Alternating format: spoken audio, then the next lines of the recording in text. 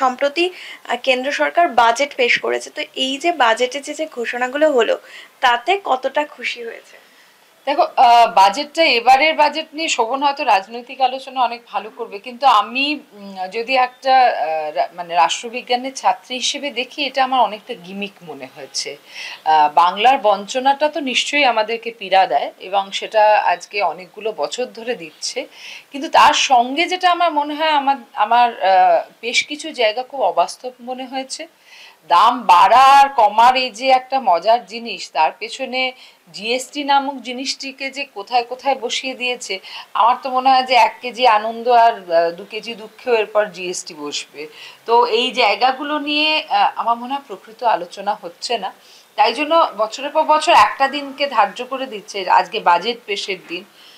মধ্যবিত্তের লাভ হচ্ছে, নিম্ন মধ্যবিত্তের লাভ হচ্ছে, অনেক কিছু আমরা চিন্তা করি।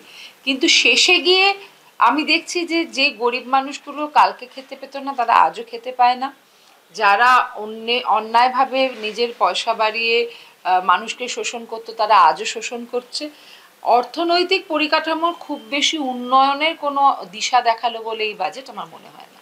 তো 12 লক্ষ টাকা আয়ের পর্যন্ত কর মুক্ত, মানে কর দিতেই হবে না, তো কি বলবেন সে না, বিষয়ে? এইটা না একটা খুব ট্রিকি সিচুয়েশন। এটা শোভন একদিন খুব ভালো কথা বলছিল, যে আমি কতটা ডাইরেক্ট ট্যাক্স দিলাম না সেটা নিয়ে তো বুঝতে পারলাম আমি এক্সেম্পটেড। 12 লক্ষ টাকা আমার বছরে আয় হলে আমি ট্যাক্স দিচ্ছি না, কিন্তু আমি তো অনেক রকম ট্যাক্স দিচ্ছি সারা বছর ধরে। আমাদের এত রকম ট্যাক্স দিতে হচ্ছে, তাহলে কেউ এক্সেম্পটেড নয়। যে যে মিষ্টির দোকানে, মানে আমি বলছি, বাঙালির মিষ্টি প্রীতি একটা অদ্ভুত জিনিস। কেউ সারাদিনে কিছু না খেলেও একটা মিষ্টি আর জল খেয়ে খানিকক্ষণে এনার্জি পেয়ে যায়। সেই মিষ্টির দোকানে যখন একজন ঢুকছে, তাতেও সে তাকে জিএসটি দিতে হচ্ছে। তো ট্যাক্সেস আর অলওয়েজ দেয়ার, এটা এটা বলার কোনো মানে হয় না যে 12 লক্ষ টাকা অবধি আপনার কোনো ট্যাক্স পড়ছে না। অনেক রকমের ট্যাক্স পড়ছে। হ্যাঁ, ইনকাম ট্যাক্স নামক জিনিসটি আর কি সেখানে আচ্ছা, চাপা বারো দেয়। লক্ষ টাকা অবধি ট্যাক্স পড়ছে না? আমাকে স্পষ্ট করে বুঝিয়ে বলুন তো। এসজিএসটি আর সিজিএসটি, অর্থাৎ সেন্ট্রাল গভর্নমেন্ট সেল ট্যাক্স বলে, আর স্টেট গভর্নমেন্ট সেল ট্যাক্স বলে এসজিএসটি বলে, জিএসটির নামে যা নেওয়া হচ্ছে, যদি আপনার টিডিএস কাটে, তার একটা তো আপনি রেকগনিশন পান। সেটা গিয়ে বছরের শেষে যখন আপনি ইনকাম ট্যাক্স দেন, তখন আপনার কতটুকুনি ডিডাকশন হবে আর কতটা ক্যালকুলেশন হবে, তার জন্য প্রফেশনাল চার্টার্ড অ্যাকাউন্টেন্ট আছে, আপনার থেকে করবে। কিন্তু আপনি যে জিএসটিটা দিচ্ছেন, তার নাম্বার দিয়ে সেটা কম্পিউটারাইজড হয়ে তো গভর্নমেন্ট অফ ইন্ডিয়ার ট্রেজারিতেও যাচ্ছে, স্টেট গভর্নমেন্টের ট্রেজারিতে যাচ্ছে। তাহলে গভর্নমেন্ট অফ ট্রেজারিতে যাচ্ছে।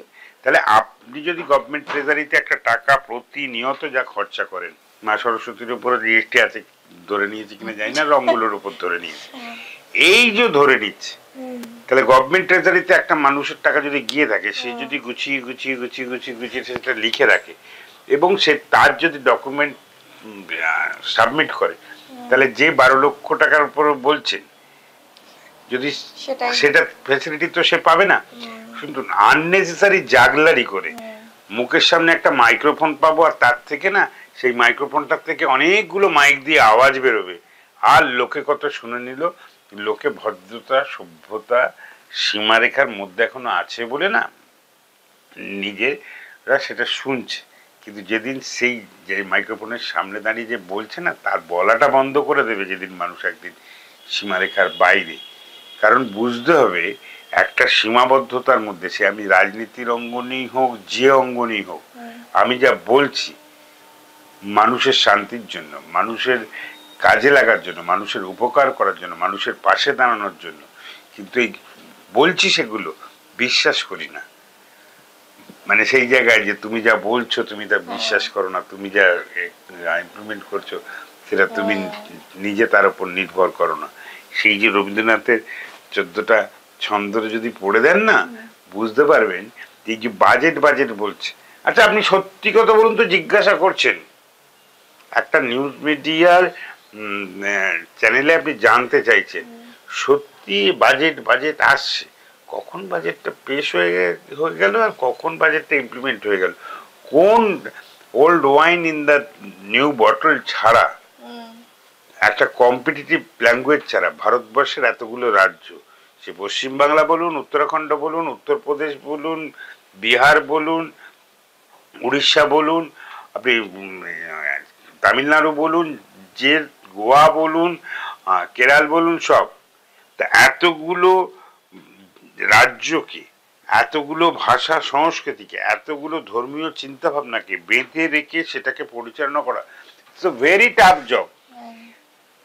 আপনি চায়নায় জনসংখ্যা আমাদের অনেক বেশি, আপনি ভেবে দেখবেন আজকে আমেরিকায় চালানো অনেক সহজ, কিন্তু ভারতবর্ষ চালানো, ভারতবর্ষের যা সংস্কৃতি, ভারতবর্ষের যা ধর্মীয় চিন্তাভাবনা, ভারতবর্ষের যা অর্থনৈতিক, ভারতবর্ষের যা কালচার, সবটুকুনি কি আজকে কি দাঁড়াচ্ছে যে কালকে নীতির সমর্থন তুলে নিলে আমার সরকারটা পড়ে যাবে। হুম পরশুদিন যদি চন্দ্রবাবু নাইডু, যে হারিয়ে গেছিল, সে আবার ফিরে এসে মুখ্যমন্ত্রী হয়েছে অন্ধ্রপ্রদেশে, কালকে সমর্থন তুলে দিলে আমার সরকারটা পড়ে যাবে। তো ভারতবর্ষে কি দুটো রাজ্যের সমর্থনের উপর চলছে বলে আমার সারা ভারতবর্ষের রেভিনিউ কালেকশনের ইমপ্লিমেন্টেশনটা, তো একটা রাজ্যে 3টে এয়ারপোর্ট প্রপোজ হয়েছে, ক্যান ইউ ইমাজিন? তা দেখুন, সরকার চালানো, আমি 40টা বছর প্রশাসন চালানোর খুব সামনে থেকে দেখেছি। যে জায়গায় যেভাবে আমি অবস্থান করে থাকি, আমাকে অ্যাসেস করতে গেলে আপনি ভুল করবেন। প্র্যাকটিক্যালি অভিজ্ঞতাটা সবচেয়ে বড় কথা। যে মানুষগুলো অনেক বড় জায়গায় জায়গায় দায়িত্ব সামলাচ্ছে, তারা যখন একটু অবসর সময় পেত না, আমি তাদের সঙ্গে বহু মানুষ, আমি বলে আর সময় নষ্ট করতে চাই না, কিন্তু তারা প্রত্যেক মুহূর্তে এক একজন লিজেন্ড, এক একজন জায়গায়, এক একজন। আজকে সরস্বতী পুজোর দিন বলে জীবনে যে লোকটি সেকেন্ড হয় না, সেই লোকটাকে আমি দেখেছি কি ধরনের জীবন দিয়ে রাজনীতির জীবন প্রতিপালন করছে। এখন তাদেরকে খুঁজে বার করা, তাদের সেই অভিজ্ঞতার মধ্যে দিয়ে এই যে বাজেট, আগে বাজেট নিয়ে যে পলিসি, এখন বাজেট নিয়ে যে ডিসকাশন করছে, তারও একটা টিকি বাধা আছে, মানে ইনক্লাইনেশন রয়েছে বলে সেই টেন্ডেন্সিতে করছে। ঠিক নয়, ঠিক নয়, এটা কোথাও একটা ভুল হচ্ছে, যুক্তরাষ্ট্রীয় কাঠামোয় সেটা আঘাত পড়ছে।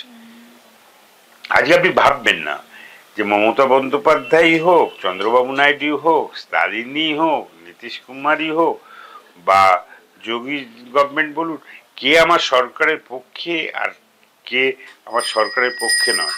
সরকারি চেয়ারে বসে সেটার বিচার বিশ্লেষণ হওয়া উচিত নয়। প্রপারলি যদি আপনাকে কি বলবো রুল করতে হয়, আপনাকে যদি চেয়ারের সম্মান রাখতে হয়, আপনার সেই জায়গায় দাঁড়িয়ে আপনার মনে হয় বিচার্য বিষয়টা একটা সামগ্রিক চিন্তা ভাবনার মধ্যে দিয়ে করা উচিত।